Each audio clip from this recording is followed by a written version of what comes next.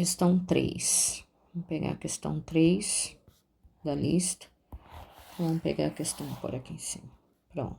Então, vamos lá. Qual dos 5 números relacionados a seguir não é divisor de 10 elevado a 15, tá? Então, a gente não tem que pensar no 10, a gente tem que pensar no número total, que é o 10 elevado a 15. Então, primeiro, para eu saber se são divisores ou não, eu vejo a base, né? Então, a base 10, esse 10 elevado a 15, eu posso escrever ele assim. 10 elevado a 15, eu posso escrever como 2 vezes 5, tudo isso elevado a 15, tá vendo? O que acontece então? Todos esses números aqui, se eu for fatorar, eles precisam ter essa mesma base, tá vendo? O que vai mudar é aqui, mas se a base for igual, então significa que ele é um divisor, tá? Vamos começar pelo número 25. Se eu for fatorar o número 25, ó, eu sei que o número 25, eu posso escrever ele como 5 ao quadrado, tá vendo? Só que a base, ela pede o número 2. Só que esse 2, eu consigo escrever ele de uma maneira que não vai interferir no 25, não é? É só escrever ele como 2 elevado a 0, porque 2 elevado a 0 é 1, tá vendo? Eu continuo com o número 25.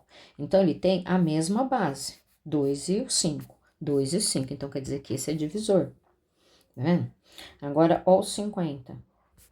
O 50, eu consigo também, ó lá. 5 ao quadrado vezes o 2. A diferença é que o 2 vai estar elevado a 1. Novamente, eu tenho a mesma base, que é o 2 e o 5. Não tô olhando o expoente, a gente olha a base. Então, quer dizer que aqui também é divisor. Ó, o 64. O 64, eu consigo escrever esse número 64 como 2 elevado à sexta. Tá vendo? Só que falta o 5, tá vendo? Mas o 5 eu consigo escrever da mesma maneira que o 2. Então, vezes 5 elevado a 0, porque 5 elevado a 0 é 1.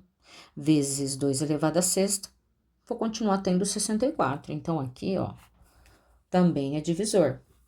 Agora, o 75. Ó lá. Se eu fatorar o 75, eu vou ter 5 elevado ao quadrado vezes o 3.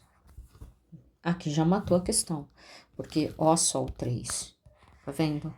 Ele destoa da base, a base é 2 e 5, então quer dizer que esse número aqui, ele não é divisor de 10 elevado a 15, só isso, não precisa nem fazer a última, né? Acabou.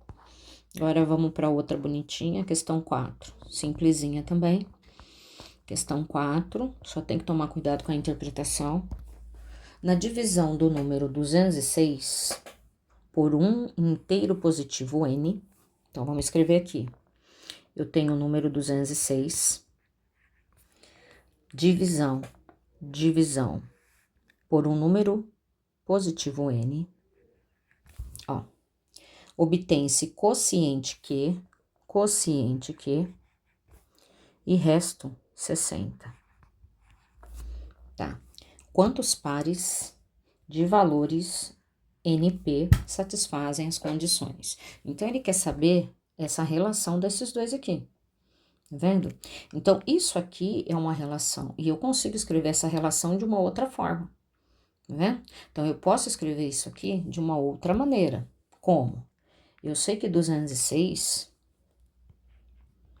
é a mesma coisa que o quociente vezes o divisor aqui, somado com o resto, eu preciso ter o 206, certo? Então, eu posso escrever que 206 é igual a n vezes o k, ó, n vezes o k, tudo isso aqui, mais o resto. Se eu somar tudo isso aqui, resolver a multiplicação e somar com 60, eu tenho que ter 206. E ele quer as coordenadas NP, que são essas coordenadas aqui. Então, na verdade, o que que eu tenho aqui? Eu tenho uma equação de primeiro grau. Então, nós vamos resolver essa equação de primeiro grau.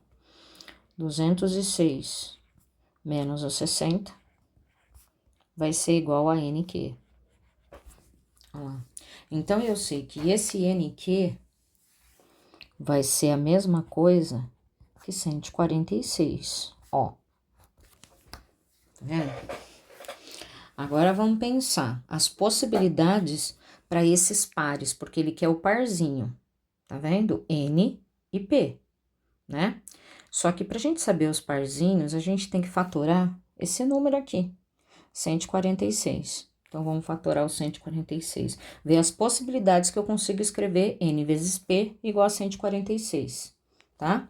Então, 146, vamos fatorar para ver as possibilidades que eu consigo escrever esse número. 146 é divisível por 2, que dá 73. 73 só dá para dividir por ele mesmo. E aí eu tenho 0. Então, vamos pensar. O número 146, que é esse aqui,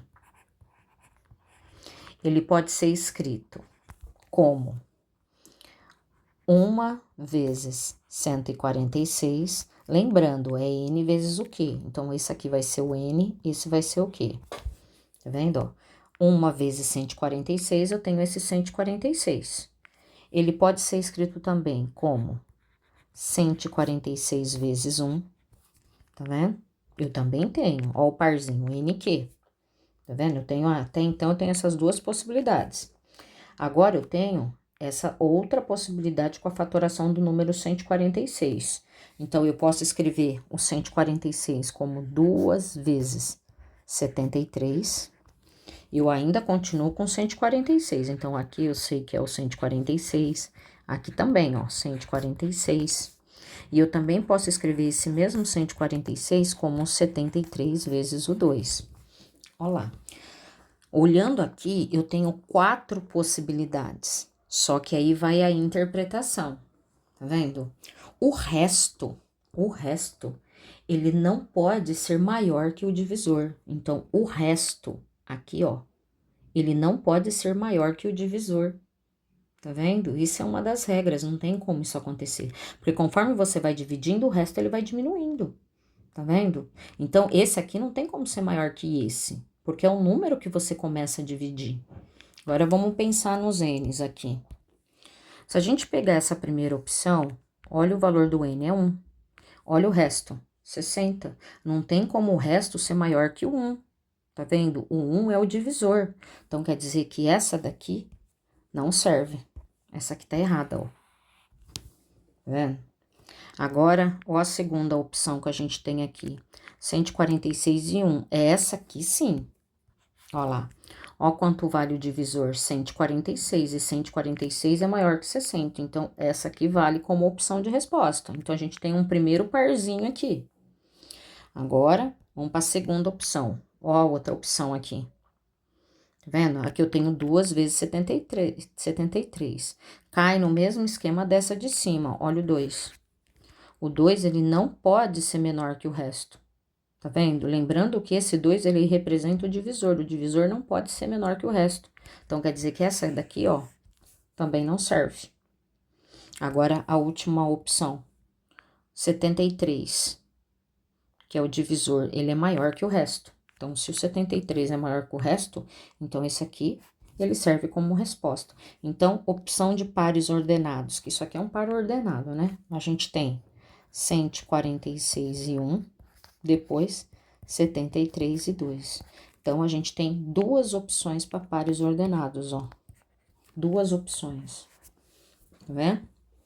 Tá? Lembrando, são os pares ordenados, não é a quantidade de números, e sim de pares, ó, NQ. Tá? Dois parzinhos. Então, essa é a 4. Depois,